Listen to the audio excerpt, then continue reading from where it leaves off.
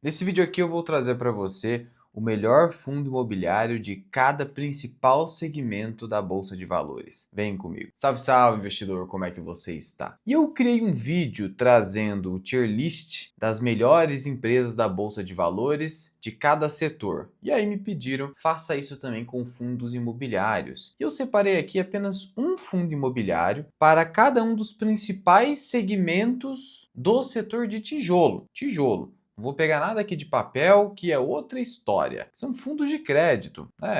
Quando a gente fala de fundo imobiliário, a gente está olhando muito mais para a exploração da atividade imobiliária em si. Então, esse vídeo vai se limitar a isso. E sem enrolação, o primeiro fundo do segmento logístico/industrial é o BTLG11, que é o BTG Pactual Logística. E vou te trazer aqui os motivos pelos quais eu entendo que hoje ele seria o melhor desse segmento. Em termos de liquidez, tem uma liquidez muito boa, acima de 6 milhões de reais por dia, negocia com desconto em relação ao valor patrimonial da cota, mas esse ponto aqui não é o principal nos fundos de tijolo. E um dos motivos que me fez trazer esse fundo aqui para o vídeo é a sua baixíssima vacância. Porque note o seguinte, quando você vai investir em fundos imobiliários, eu imagino que você esteja focando na geração de renda da sua carteira. Para que a renda seja sustentável, recorrente, constante, é preciso que a gestão do fundo imobiliário consiga ter contratos longos, duradouros e que não haja área bruta locável vazia, ou que haja um número bem reduzido de área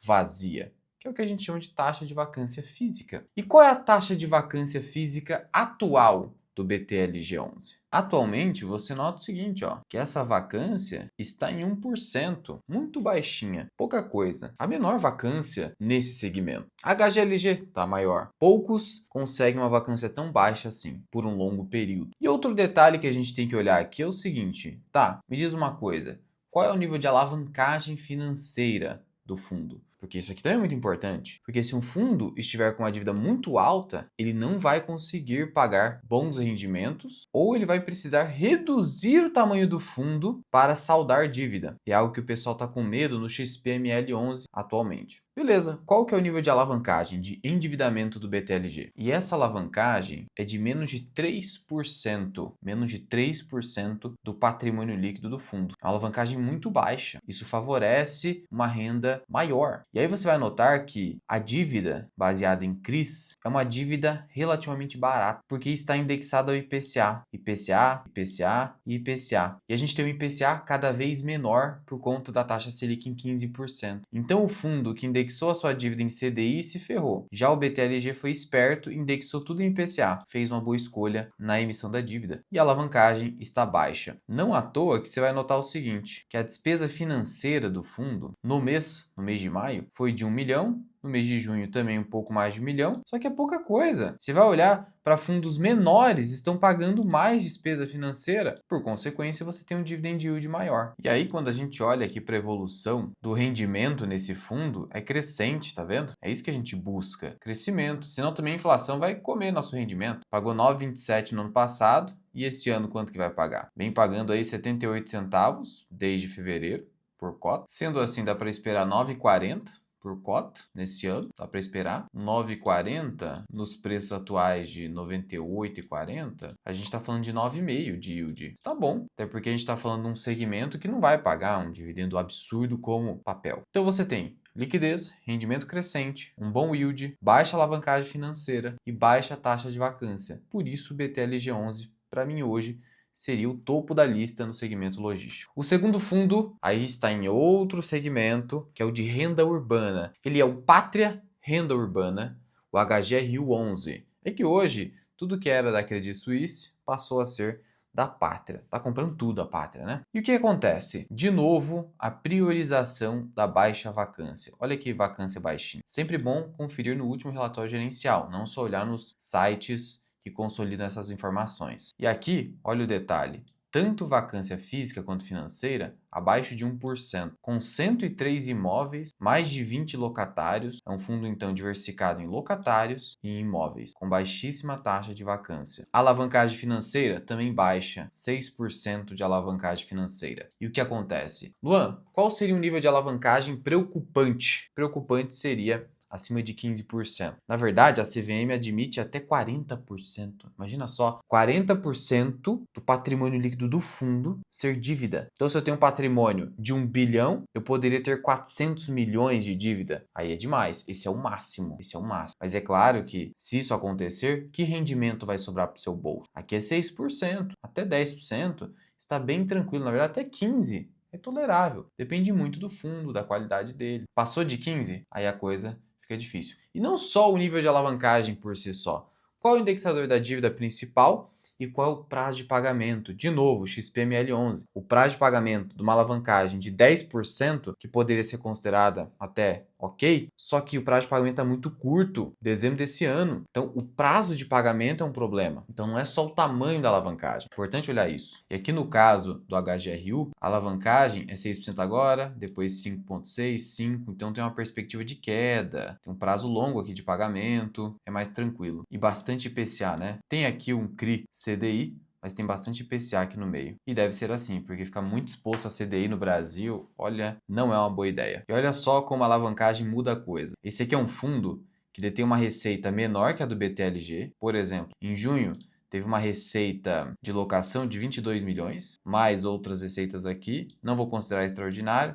25 milhões. Pagou quanto de despesa financeira? 1,5 milhão. BTLG, receita de locação, 32 milhões. Despesa financeira, 1 milhão, 1 milhão e pouco. Tá vendo a importância? Sobra mais dinheiro do seu bolso. Mas ainda assim, a HGRU não está preocupante. E aí vamos dar uma olhada na renda, que também veio crescendo. É isso que a gente busca. Deu um decréscimo aqui em 2024, mas faz parte, um ano ou outro. Geralmente, aumento da alavancagem financeira pega isso aqui, né? Acaba gerando essa queda. Paga aí, de vez em quando, valores extraordinários, como julho e janeiro, mas no geral paga aí 90 centavos, 95 centavos todos os meses. Para esse ano deve fechar um rendimento menor, inclusive, que 2024, que foi 11,75. Deve fechar aí nos R$ 11. 11 dividido por 121 e o de 9 a 10%. É o que está mais ou menos na tela. Muito em linha com o BTLG, 9 a 10%. Fundo tijolo, você não vai receber essa loucura aí de 13, 14 de papel. Não espere isso. O próximo fundo, agora Shopping Center, que deve ser um dos segmentos aí que mais deve se beneficiar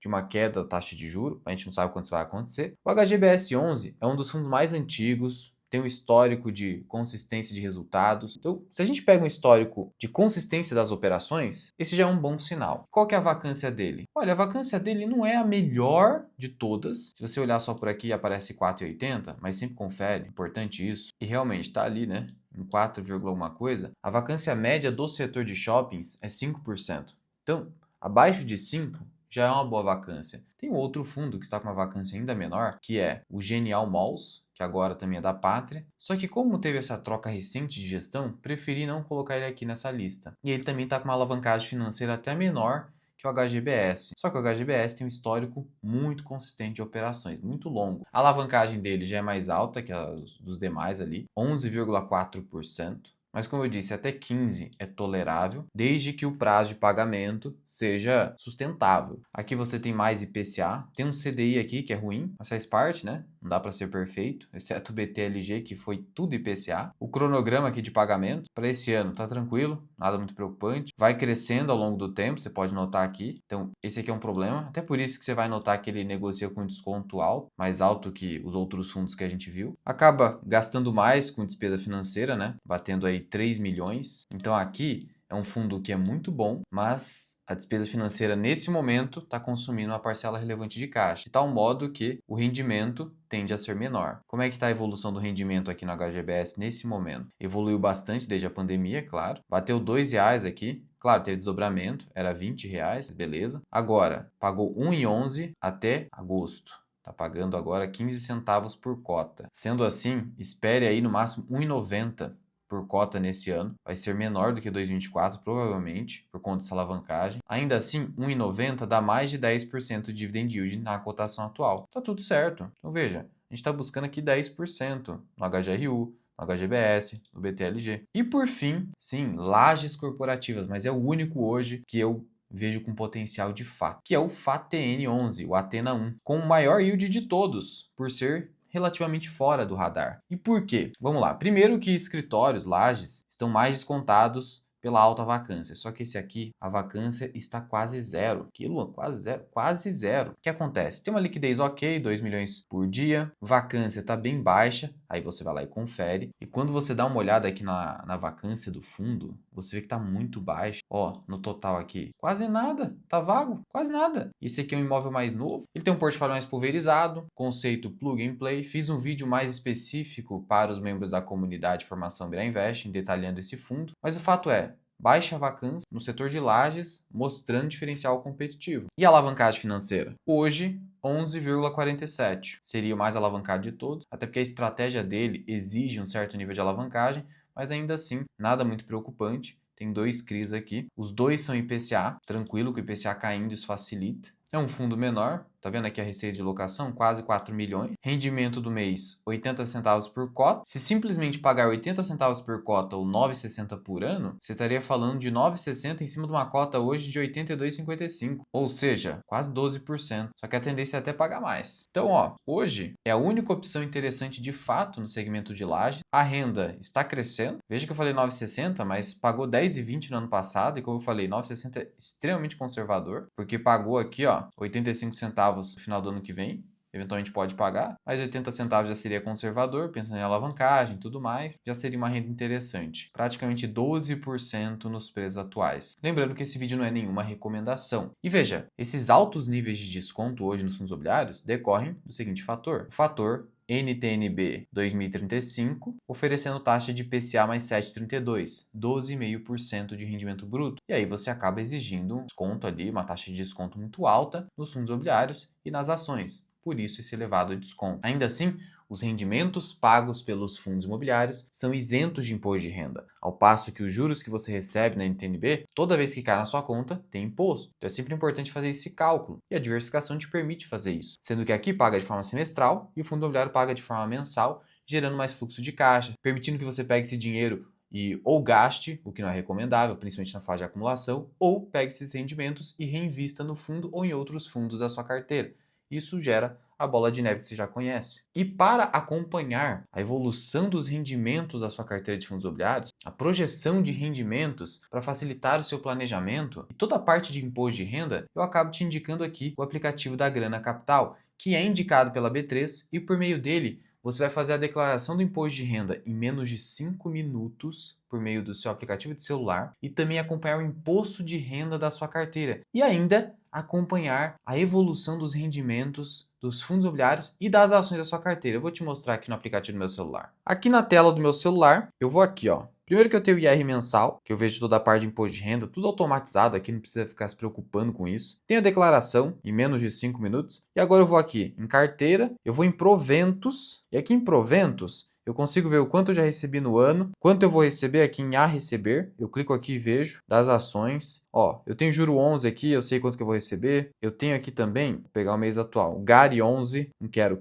Então eu sei quanto que eu vou receber de cada ativo na sua carteira de fundos imobiliários, por exemplo. Mês a mês, quanto que eu vou receber no ano. Tá tudo aqui, facilita. Então, em um só aplicativo, você tem toda a parte de imposto de renda e também acompanhamento dos proventos da sua carteira de fundos imobiliários e ações também, caso você também tenha ações na sua carteira. Então, para baixar o Grana, é de graça. Eu vou deixar o link aqui na descrição e no primeiro comentário fixado. E para acessar todo esse ferramental, IR mensal, declaração do imposto, tudo que tem aqui, você vai assinar o plano Mais Grana, que é o mais completo de todos e o melhor com o cupom MIRAI, que vai te dar 25% de desconto. Link aqui embaixo. E aqui em cima, eu vou deixar um vídeo para você onde eu te ensino a calcular o preço teto de fundos imobiliários e também das ações. Corre lá!